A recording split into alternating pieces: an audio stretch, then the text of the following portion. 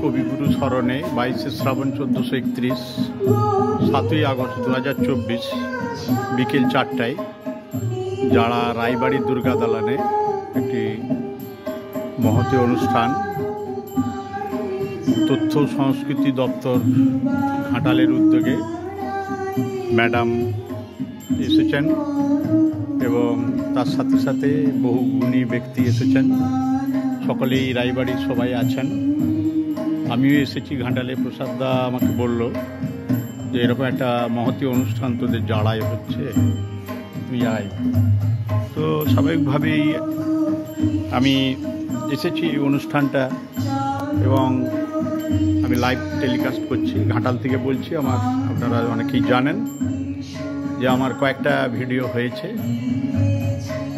তো আজকে সেই অনুষ্ঠানটি চলছে। আপনাদের ভালো লাগলে লাইক করবেন, সাবস্ক্রাইব করবেন, বেল বাটনটা টিপবেন, বেল বাটন টিপবেন। তো এখন অনুষ্ঠান চলছে। এখানে অনেক গুণী ব্যক্তি উপস্থিত হয়েছেন যারা আমার মাতৃভূমি। স্বাভাবিকভাবে যখনই শুনলাম যারায় এরকম একটা অনুষ্ঠান মাননীয় মুখ্যমন্ত্রী মমতা বন্দ্যোপাধ্যায়ের উদ্যোগে কবিগুরু স্মরণ 22শে শ্রাবণ 1431, এই অনুষ্ঠানটায় আমি উপস্থিত থাকতে পেরে আমার খুব ভালো লাগছে। যে এই অনুষ্ঠানের দিনটিকে আজকেই বেছে নিয়েছেন তথ্য সংস্কৃতি দপ্তরের আধিকারিক ম্যাডাম, এবং সেটা যারা দুর্গা দালান প্রাঙ্গণে। আপনারা সকলে দেখুন, অনুষ্ঠানটি শুনুন, ভালো লাগবে। কবির বয়স 11 বছর 9 মাস। আদি ব্রাহ্ম সমাজের নিয়ম মেনে উপনয়ন হল কবির। গায়ত্রী মন্ত্র জপ করতে গিয়ে বুঝলেন বিশ্বভুবনের অস্তিত্ব। কবির ভাষায় এই মন্ত্র চিন্তা করতে করতে মনে হতো বিশ্বভুবনের অস্তিত্ব আর আমার অস্তিত্ব একাত্মক। এইরকম চিন্তার আনন্দে আমার মনের মধ্যে একটা জ্যোতি এনে দিলে এ আমার সুস্পষ্ট মনে আছে। এমন সময় একদিন পিতার ঘর থেকে ডাক এলো। পিতা হিমালয়ে যাচ্ছেন, বালক তার সঙ্গে যেতে চান কি? কবি বললেন, চাই। পাহাড়ে যাবার পথে পিতা পুত্রে কয়েকদিন শান্তিনিকেতনে থেকে গেলেন। 1873 অব্দের বোলপুর গ্রাম। স্টেশন থেকে মাইল 1.5 দূরে বিঘা কুড়ি জমি কিনে দেবেন্দ্রনাথ ঠাকুর ছোট একতলা পাকা বাড়ি নির্মাণ করেছিলেন। বাড়ির নাম দেন শান্তিনিকেতন। চারিদিকে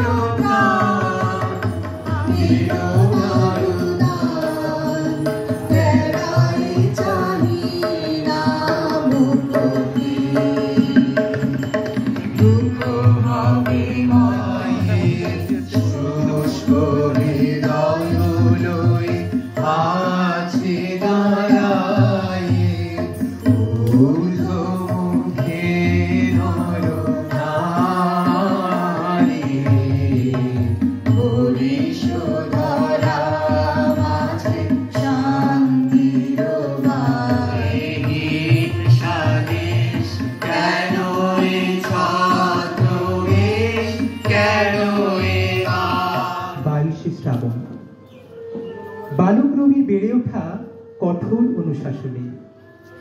দিন যত এগিয়েছে, উষাকালীন সেই রবি তার প্রখর তেজ ও দীপ্তি নিয়ে উদিত হয়েছেন সাহিত্যের মধ্য গগনে।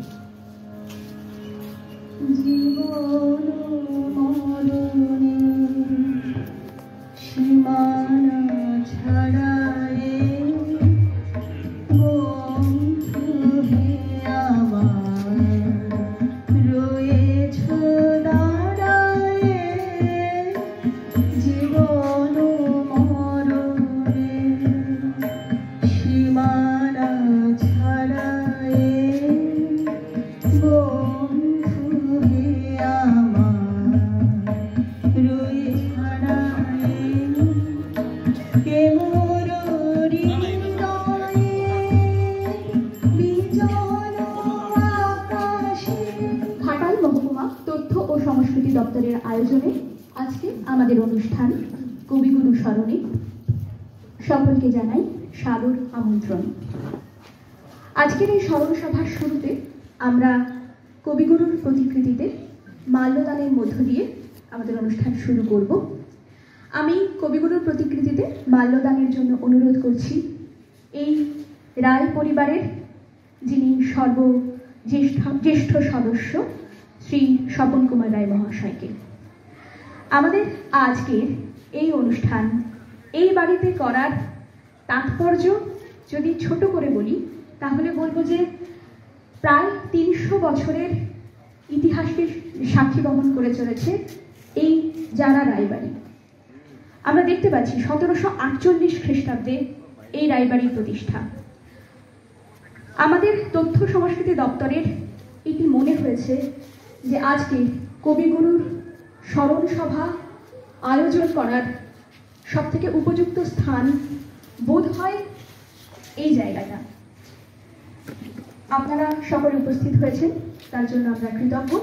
আমি স্বপনবাবুকে অনুরোধ করছি কবিগুরুর প্রতিকৃতিতে মাল্যদান করে আমাদের অনুষ্ঠানের সূচনা করবার জন্য।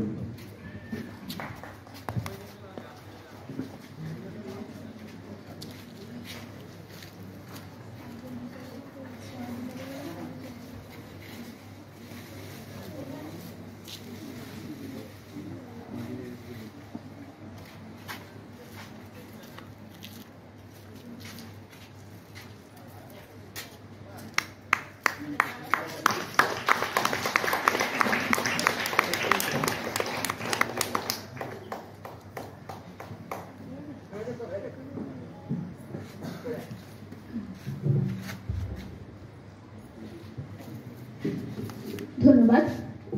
উপস্থিত সকলকেই অনুরোধ করব পুষ্পার্ঘ্য প্রদানের মধ্য দিয়ে কবিগুরুকে আজকের দিনে শ্রদ্ধা নিবেদনের জন্য।